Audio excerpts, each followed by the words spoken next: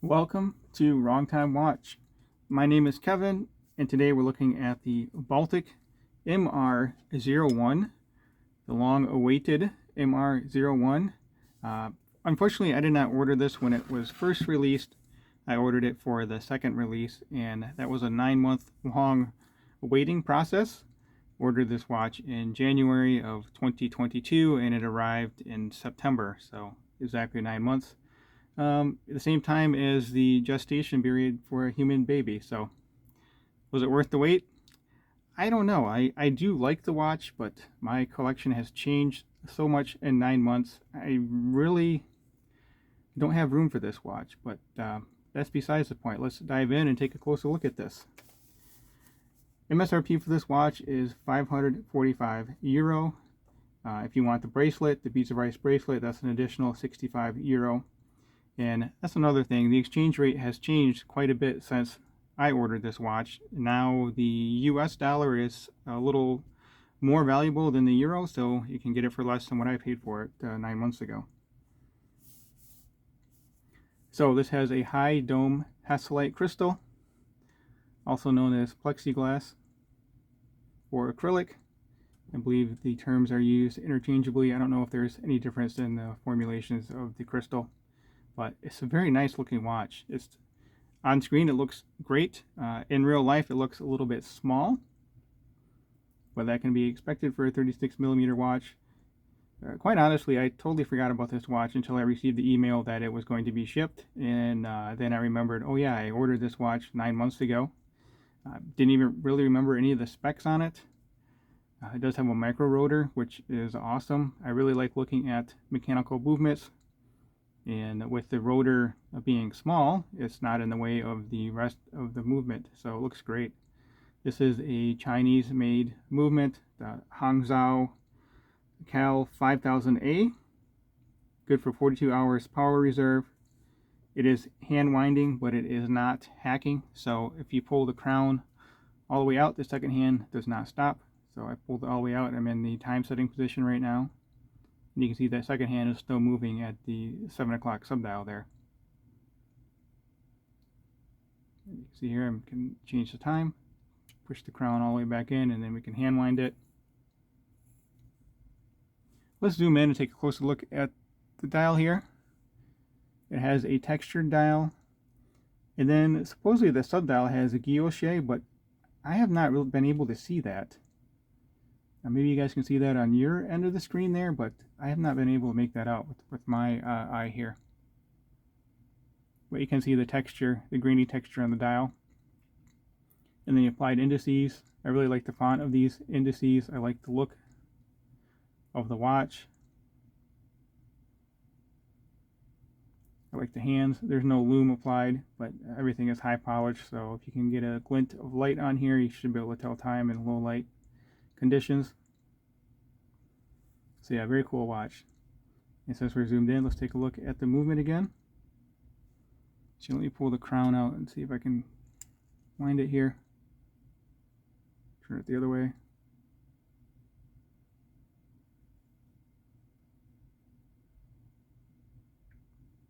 See, something should be moving here. Oh, you know what? I shouldn't have pulled the crown out. I don't need to do that. That's why. I was in time setting position. You guys probably caught my error. Oh well. I'm not going to edit that out. Okay, let's now get into hand winding. There we go. You can see that gear turning right there.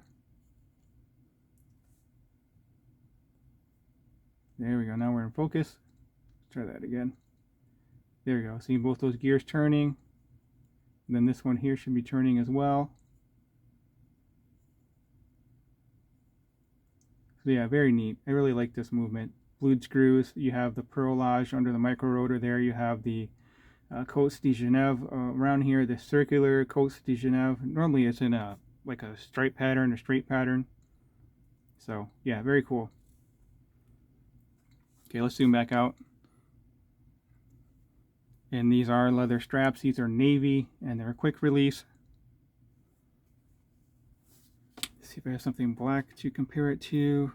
There's a black leather calf strap there. Hopefully you can see the color difference between the navy and the black. And that might not look too bad either, huh? So yeah, when you ordered the salmon dial, you couldn't get black stripes. You could get the navy. I think you could get tan. That beads of rice bracelet I mentioned, and I think there's another option. I'll leave a link in the description to their website. You can go check it out, play around with it. These watches supposedly are going to be available in October. Maybe October by the time I release this video, so you might be able to order it then. Okay, so another thing about the movement is it's rated to plus or minus 20 seconds, which is not great. It's fine for me. I don't really care about the accuracy of a mechanical movement too much. That's good enough, I think. Oh, another neat thing about this movement, you probably already noticed, but it does say Baltic watches on that micro rotor. If you go to AliExpress, you can search for this movement, and there's a watch on there for 220 bucks with this same movement. And like I mentioned, this is 545 euros, and it's about the same in US dollars too. Shipping is free. Watch is rated to 30 meters water resistance, and this is a navy Italian calf leather strap. And you can see we do have a mixture of brushed and polished surfaces here. The case side is brushed, the top is polished, the bezel is all polished. The bezel looks a little large too. I would like if the bezel was a little bit thinner, seeing how it's already just a 36 millimeter watch. And I'll show this next to my Tudor date day in a moment here. And you do get drilled lugs, which I think is an interesting choice for a dress watch like this, but it's always nice to have. And those crowns do, or the lugs do turn down pretty sharply there. The crown is unsigned, it is polished. Yeah, overall I like the look and feel of this watch.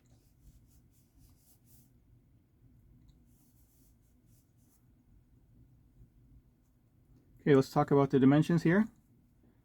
Lug to lug, 44 millimeter.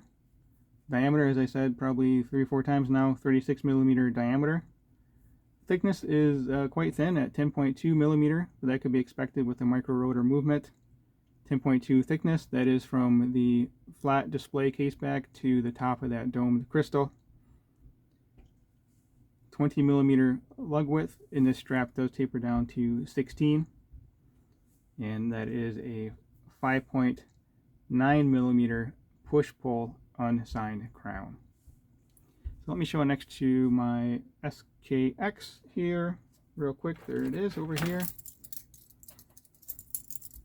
So the SKX is a 42 millimeter dive watch, 46 millimeter lug to lug, and this one here again has 44 millimeter lugs with a 36 millimeter case.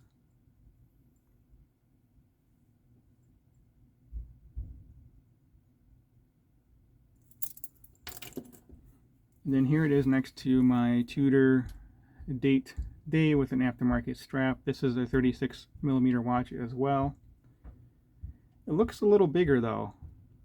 I think it's due to the dial size and perhaps the distortion of that crystal. It makes the dial look a little bit smaller than what it really is. So just to get you an idea here of sizing of another 36 millimeter watch. That is a Rolex Oyster case. And actually this has a plexiglass crystal as well. I believe this is from the 90s. Okay, let me get this on wrist and then we'll close out the video. No loom to show here, so I won't be doing a loom shot. If you haven't subscribed yet, please subscribe. I really appreciate it and it really does help me out here. Okay, I am going to be on the second tightest hole position. I have a 6.5 inch wrist. Be nice if they had a couple more holes on here. Let's pull that keeper down. Wiggle it down until we get to the end there. There we go, pretty good. I don't like that thing hanging out on the back side. So there we go on my 6.5 inch wrist. Yeah, it does look small, doesn't it? And I'll put the Tudor on wrist real quick here too, just for comparison's sake. But yeah, it looks like a small watch because, you know, well, it is a small watch. but you know, classic proportions really. I do like that salmon dial too. Looks very nice.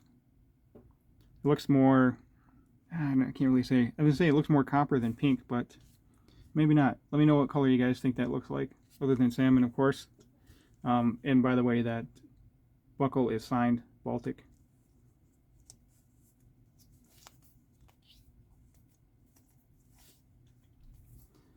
All right, let's set that down, and I'll put this one on wrist. Just because I haven't worn it in a while, I'd like to put it on. This is a Strap Mill Canada leather strap here.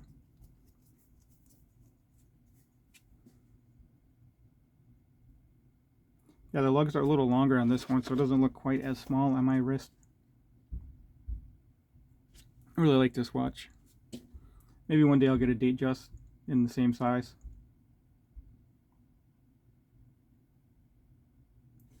Alright, that will conclude this video. As always, thank you for your time and thank you for watching.